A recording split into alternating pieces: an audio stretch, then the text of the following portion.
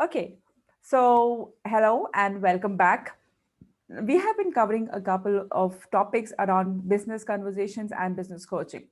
We started with talking about whether business coaching is a cost or an investment. Then we spoke about how does business coaching actually work. Then we spoke about the different stages of an organization, whether it's a growth stage, whether it was the startup stage, growth stage, or the recovery stage, and how business coaching is different for each of these stages. Today, we have a very interesting topic. Today, we're going to be talking about what is it to have a profitable revenue growth. Now, the key word over here is not revenue, or growth. The key word over here is profitable. So many an organizations actually are, especially in the early stages, are chasing the revenue numbers. They're looking at their revenue growth. They're looking at the revenue goals, right? Over a period of time, what happens is they lose their sight on the profitability. And this would mean that you can, while you have huge revenues, you have huge billing happening, you're actually not earning that amount of or that percentage of profit.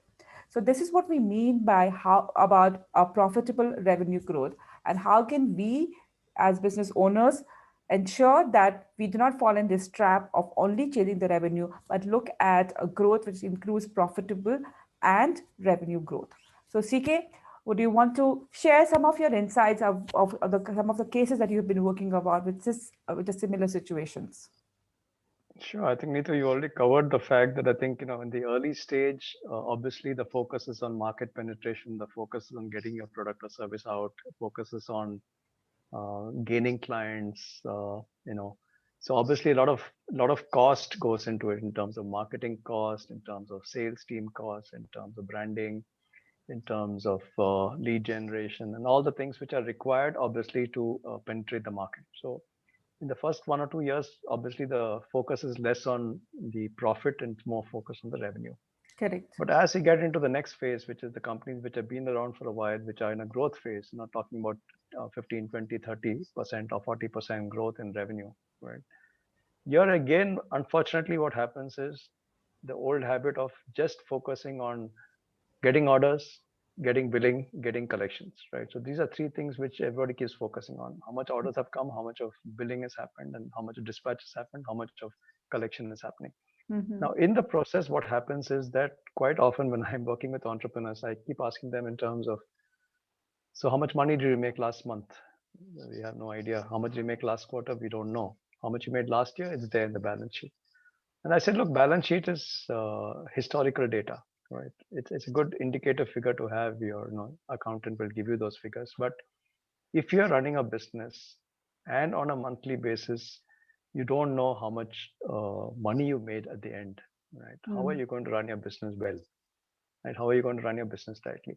So whether it's a growth phase organization or a recovery phase organization, you know, there are certain fundamental things that need to get done so that they really know that when I'm doing business and making good money at the end of it, so that I can reinvest that money back for hiring, for training, for marketing, for branding, for market expansion, for exhibitions, and all the things that are required to grow the business, right? Correct.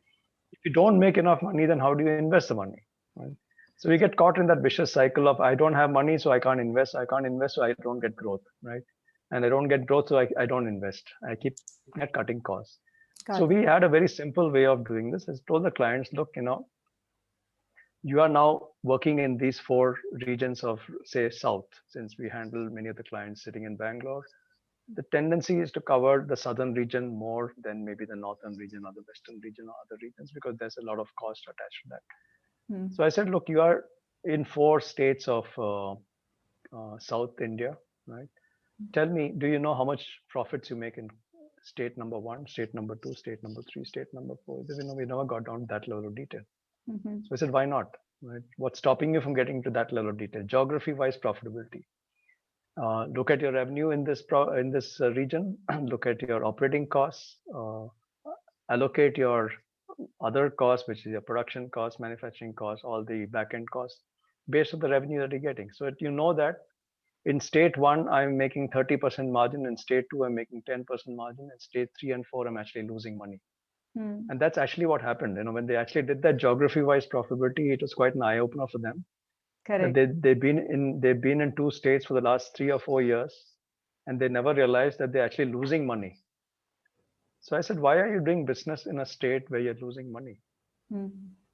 Either you make it a profitable operation or you get out of that state. Got that. No, that was a bit of a shock to them. Or relook at your model, right? If you think you're not making profit because your cost base in that state is too high, you have too much of a team, too much of fixed costs, but your revenue is not matching. I said, then relook at your model. Maybe go for a distribution model so that you have less manpower, but you're still able to get the market coverage, right? Hmm. So it brought about a change in the thinking that look, I can look at profitability by geography. Got that. The second aspect I brought about was in terms of saying that, look, which are your products which contribute 80% of the revenue? Hmm. There were about 7 or 8 or 10 products out of the total product range that were contributing bulk of the revenue. And I said, look, are you making profit on those products? Which is your most profitable product? Which is your least profitable product? Again, they did not have the data, Hmm. but they were able to go back to the drawing board, go back to production, go back to this, and figure out that, look, on some of these products I make 30% gross margin, and some of these products I make only 5% gross margin. Some of these products I'm selling at cost. Hmm. So they were able to prioritize which products they should be focusing on more, and the products which had a lower margin, how they could look at how to improve those margins through Got. better negotiation with vendors, etc. Right? Hmm. The third part was to cover the market, they had to go through channels. Hmm. They had to go through distributors, they had to go through dealers, they had to go into e-commerce, they had to go into exports. And obviously, the margins are different in each. If you're dealing with large modern retail outlets, or you're dealing with e-commerce firms, right? Obviously, their model is giving good prices to the consumer, Hmm. which means they're obviously going to squeeze you on the price you give to them, right? So your margins with them are going to be much, much lower, but your volumes are going to be higher. Correct. But you're conscious that in this particular segment, I will make only 5 or 10% margin. But in the other segments, I make 15 or 20 or 25% margin. So that overall, I make say 15% or 20% margin, right? So when you start looking at geography profitability, start looking at product profitability, and you start looking at channel Channel. profitability, suddenly what happens is that every aspect of business is looked at from, is it profitable or not? Should we be Correct. doing it or should not be doing the business, right?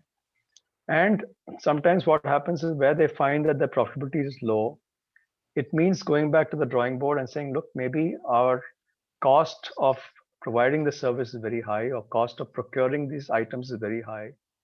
So it again goes back to purchase or procurement, renegotiating with vendors, getting better terms with them, adding more vendors to the kitty so that they're able to negotiate better pricing. So even a 5% saving, 4% saving, 7% saving there straight away adds to the bottom line, Makes right? sense. So I found that by just a simple methodology, it sounds simple, but it does take 5 to 6 months or 7 months for this whole clarity in terms of revenue and figures to come in, so that at the end of it, in fact, many of the entrepreneurs that told me, look, we never had this kind of control on our business earlier. Now we know exactly where we are, we know exactly what we need to do to get to the destination. So there was a client who been in business for a long time, making 3 or 4% EBITDA. So I said, why are you doing business at 3 or 4% EBITDA? So Hmm. they set a target, we should at least get to 10% this year, and we should aim to get to 14, 15% the following year, right? Makes And sense. believe me, Neetu, I think at the end of almost, I think, 2 years of hard work, they reached a 10% EBITDA figure from a 3%. So, Absolutely. it didn't happen overnight, but because they were focused so much, now you ask them how much profit you made the previous month, they will know, right? And so they sort of mapped their market, their product, their everything. And I think so it's not difficult for a small business or a mid-sized business to bring in this profit culture. So even when the market conditions are bad, like it is say right now, right, we may have wanted 30, 40% revenue growth, but market conditions don't allow more than 10, 15% revenue growth. Does not matter. Even with the 10, 15% revenue growth, we should maintain the bottom line Correct. through better management of resources and Correct. costs. Yeah. Correct. So that's Interesting. what I wanted to really share. Yeah, yeah, Interesting, right? So maybe you've spoken about profitability when it relates to geography, to products, and to channel. I would like to add a little one more aspect to that, which is profitability as per clients. true, Many SME organizations are in this space where more than some they have a client who's giving them more than 50% of their business. Okay, and then they have a smaller individual clients, and invariably this one large client for them, when they start looking at the profitability client wise, they realize that this client is actually their profitability is low. The reason being that it requires more resources to service. true, They being a larger organization, they really negotiate down on prices, right? And the third one is again being a larger brand. There's a lot of demand that they have, include from having excess, having buffers of either extra stock kept nearby, time to service them, the number of resources to service them, etc. So true. the cost of doing business with a larger organization is actually increases. And whereas when you compare it to the smaller organization, they may have five, six, a larger number of smaller organizations, but the profit per customer is actually much more higher. So if you see, what happens is many a times the profit earned by the smaller organization feeds the servicing of the larger organization, and that does not make any business sense at all, right?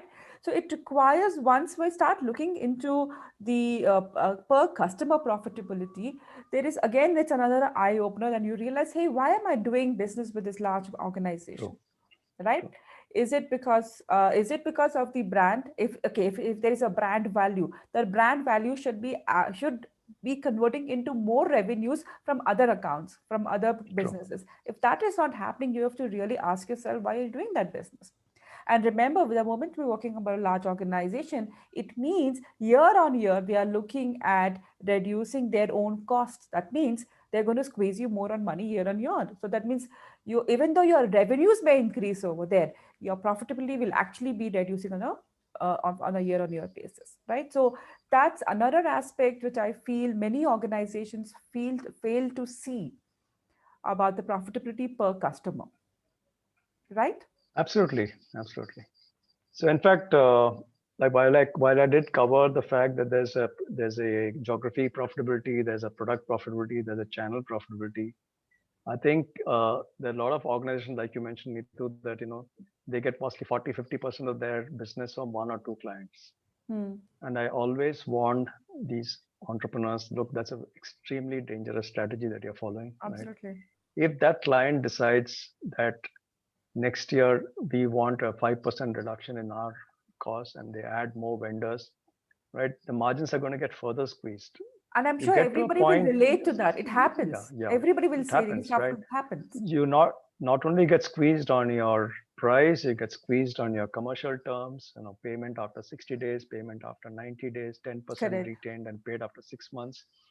It's a good formula to mess up your complete financial model, Absolutely. right?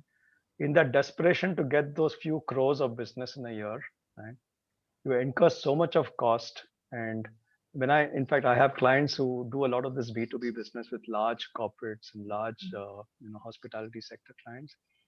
And I kept asking them, you're getting this 1 crore deal, you're getting this 2 crore deal, it sounds very nice. We can all celebrate, we can clap, we can go for a party. But end of it, on that 2 crore deal, how much money did you make? And say, we have not looked at Hmm. it. So sometimes it's so shocking that in that quest of running behind that big deal, uh, so I brought in the concept of, if this is going to be a project by itself, have you looked at the profitability of a particular project? You might be Correct. doing 8 projects together or 5 projects at the same time, but it's quite possible in three other projects you're actually losing money. Two other projects you're making some money.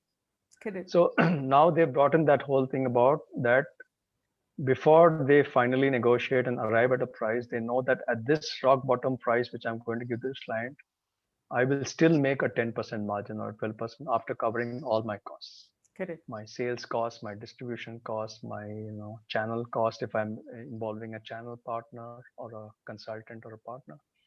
And If I find that my margins are very low, I need to go back to the drawing board and say, look, I need to reduce my procurement cost, Correct. or, or I need to relook at my manufacturing process. I need to relook at my headcount and manpower and productivity in such a way that if I have to give to the client at X price, I need to be at zero point 0.8 or zero point 0.7x or zero point 0.6x in such a way that I'm able to give the client the price that they want and still make money. Correct. If I'm going to give the price the client wants and lose money, then why do business at all? Now, Correct. so this again is a cat and mouse thing that no, I want that big business, but in the process, I'm compromising so much, right? Correct. I get my money after 3 months, sometimes after 6 months, sometimes there's so much of dispute, 10%, 15% gets written away. And Correct. that might have been my margin in the deal in any case, right? The entire Correct. margin gets written away because I don't get the money on time, right? Correct. The cost of interest and everything else. So I think this Absolutely. is a very important point that you brought out, Neetu, that deal-wise profitability or project-wise profitability, particularly when dealing with very large clients. We need large clients. Small businesses need large clients. Large clients need small businesses, Correct. right? But often the relationship is unequal, right? Correct. Because the clients are big, they take advantage of the small people, and the small people tend to compromise because they want it. So I'm saying you don't have to compromise. You sort of make sure that I need to be competitive. I need to be able to win the deal, and I need to win the deal and make profit. Correct. Maybe a lower margin, but that's a conscious decision. Absolutely. But not at a loss. Not at a loss. Correct. Otherwise, your balance sheet is going to get messed up because you will show a lot of revenue, and that revenue is not contributing to the bottom line. Absolutely. And when you put it all together, if at the end of the month or end of the quarter, end of the year, your business has not made money, right? How are you going to reinvest back for growth? Right? Correct. How are you going to Absolutely. plan for the next year's business plan? I want 40% growth next year. I want to increase my EBITDA. I want to sort of cover more markets. I want to go international. I want to hire more people. I need to get more inquiries. So I need to spend on marketing and branding. Where's all that money going to come from if your business is getting squeezed at the bottom, right? Got that. So I think as business coaches, what Neetu, you and me and others are able to bring about is a conscious shift in the approach from just running after revenue, like you mentioned at the beginning, to running after what I call driving profitable revenue growth. Makes sense. Big difference between driving revenue growth and driving profitable revenue growth. It's only one extra word, but Mm. the amount of effort it takes is like almost a culture change in the way the organization has to really uh, structure itself. Got that. Almost like almost has to reinvent the way they do business. And I Got think that's really what the whole thing is all about. Yeah. Makes sense. So, in fact, one what I want business owners to be conscious about is this: that when you are looking at your balance sheet and your profit and loss, and when you have lump sum figures over there, so we're looking at the overall revenues, the overall profits. That is never the true that's not a true indicator of your organization's health. It's only when you break it down to saying what is the profitability, like you said, geography wise, channel wise, product wise, client wise, deal wise, project wise. When you start building kind of breaking the numbers down to these, you realize that when you use a lump sum number, you're averaging out everything. You're averaging out your profits, you're averaging out your losses. So while we do that, so while as an it may be required from the government requirements as a business, for you to realize whether you're actually earning profit is to break it down. And this is go into three levels of depth as in inside the depth of the numbers. Now, the moment you do that, you will realize, like you said, certain channels are not working, certain products are not working, certain geographies are not working, certain clients are not working out for you. It becomes so clear that the profits that you're earning from one segment is actually getting utilized in another segment, and that is actually reducing your overall growth. And this would mean once you've identified this, is for you to take a hard decision that which geographies you may want to let go, which products you want to stop manufacturing or stop servicing, which clients you want to move out of. It's a hard decision to make, but the moment you Yeah. start looking into these numbers, you will become so clear that if you do not do this, you will not see that exponential growth for your organization, which is beyond just revenue, but also includes the profit as such, right? Yeah, That's so in fact, one. that's what you're talking about. No, all the things that you just spoke about, Neetu, is really about reinventing the way you do business, right? And I think Absolutely that is a topic by itself. I think which we should cover in the next session, because correct. it's about re-looking at the entire way you do business and why you do business and what are you doing Absolutely. business for, right? So I think a lot of that I think we could possibly cover in the next video. Absolutely. So that means our next topic is going to be about how can business coaches help you reinvent your business, right? And we see you again next week, same time. Thank you for your Thanks. time. Thank you so much. Yeah, Bye. bye.